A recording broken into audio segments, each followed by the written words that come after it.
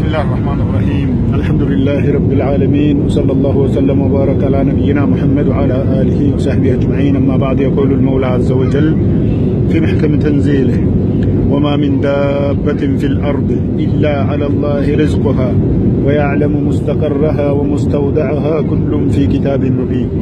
ملكتنا الله بسورة هود 6ኛው አያ ላይ وما من دابة في الأرض إلا على الله رزقها በምድር ላይ አንዲትም ነፍስ አትንቀሳቀስም ሪዝቋ ሲሳይዋ በአላህ ዘንድ የሆነ ቢሆን እንጂ እሱ የመዘገበላትን እሱ የጻፈላትን ሪዝቅ የምታገኝ ብትሆን እንጂ ከነፍሳት ከአተም ጥቃቅን ከሆኑ ነፍሳቶች ጀምሮ አንዲትም አትንቀሳቀስም ይላል። አሁን ከዚህ በታች ከአውሮፕላኑ በታች የምናያት ከተማ ሪያድ ናት። ከሪያድ ከተማ የተወሰነው አቅጣጫ ነው ማለት ነው።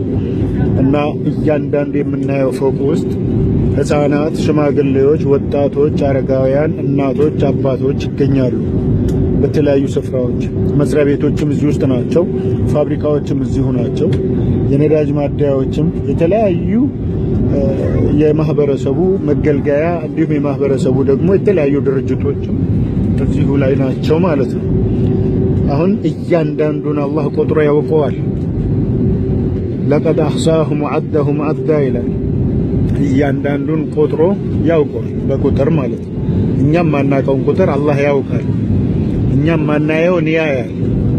ሱብሃንአላህ ላ ቱድሪኩሁ አልአብሳር ወሁወ ዩድሪኩ አልአብሳር ወሁወ አልለጢፉ አልኸቢር።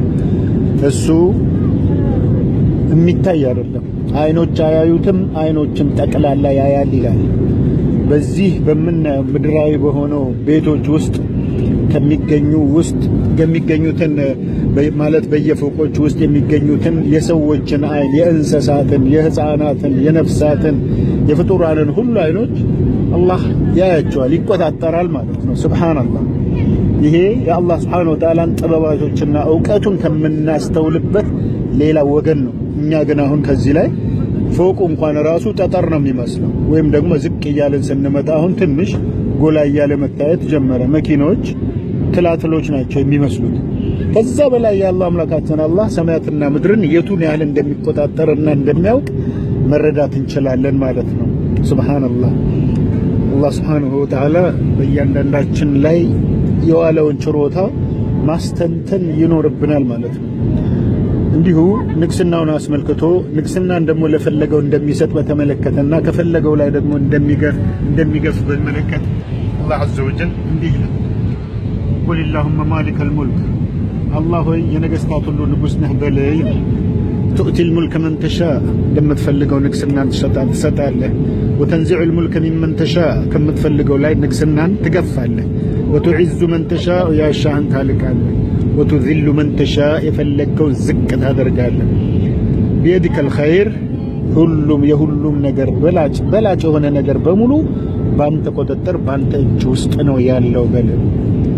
ቱልጁ ለይለ ፊነሃር፣ ሌሊትን ከቀን ታፈራርቃለህ። ወቱልጁ ነሃረ ፊለይል፣ ለቀንን ደግሞ ከሌሊት እንደዚሁ ታፈራርቀዋለህ በል ይላል። መስክር በዚህ ችሎታዬ በዚህ ጥበባቶቼ ምስክርነትን ቁም በማለት ያዘዘበት የቁርአን አያ ነው ማለት ነው። ወተኽሪጁ አልሐየ ሚነል መይት ወተኽሪጁ አልመይተ ሚነል ሐይ፣ ነፍስ ካለው ነገር ነፍስ የሌለውን የምታወጣ፣ ነፍስ ከሌለው ነገር ነፍስ ያለውን የምታወጣ ነው በለው ይላል። ይህን ሁሉ የሚሰራ አላህ ነው። ማንም ይህን ሊሰራ የሚችል የለም።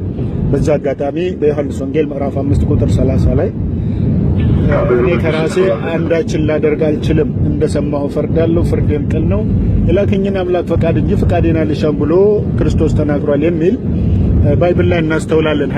ሐዲስ ኪዳን ላይ ማለት ነው። እንዲሁ ችሎታ ሁሉ የአላህ ነው። ኢነላህ ዐላ ኩሊ ሸይኢን ቀዲር፣ የሁሉ ነገር ችሎታ በአላህ እጅ ነው ያለው። ፀሐይን የማዘዝ ችሎታ፣ ሙቀቷን፣ ብርሃኗን፣ ይዘቷን፣ ጨረቃንም እንደዛው፣ ከዋክብትን፣ ቁጥራቸውን፣ ብርሃናቸውን፣ ጌጣጌጥነታቸውን፣ ሰማያትና ምድርን እንደዚሁ ከነውበታቸው፣ ከነይዘታቸው፣ ከነስፋታቸው ተቆጣጣሪ የሆነው አምላክ አላህ ሱብሓነሁ ወተዓላ ብቻ ነው ማለት ነው። ይህን አስመልክቶ የአላህን ዒዛና የእሱን ቁዋ ልንመሰክርለት ይገባል። አላህን እናመሰግናለን በእጅጉ። ወሊላሂ አልሐምዱ ወልሚና። ጀዐለኒ ላሁ ወኢያኩም ሚነ ለዚነ የስተሚዑነ አልቀውለ ፈየተቢዑነ አሕሰነህ። አሁን ወደ ሪያድ ኤርፖርት አውሮፕላናችን በአላህ ፈቃድ ለማረፍ እንግዲህ እየተንደረደረች ነው። ኢንሻአላህ ሁላችንንም የአላህ ኒዕማ የምናመሰግን የምናስተነትን በችሮታው መኖራችንን የምናረጋግጥ ሰዎች አላህ ያርገን። ከሱ ይልቅ ሰዎችን ከማምለክ እሱ ይጠብቀን። ከሱ ይልቅ የመረጣቸውን ባሮቹን ነብያትን እንዲሁም ደግሞ ችሮታውንና ተአምራቱን የለገሳቸው የሆኑ ፍጥረታትን ከማምለክ እሱ ይጠብቀን። ከመላእክትም ይሁን ከጅን ከፍጥረታት ከማንኛውም ከአላህ በቀር ሊመለክ የሚገባው ማንም የለም። አላህ በብቸኝነት ሊመለክ የሚገባው አምላክ ነው። ወሰላሙ አለይኩም ወራህመቱላሂ ወበረካቱሁ።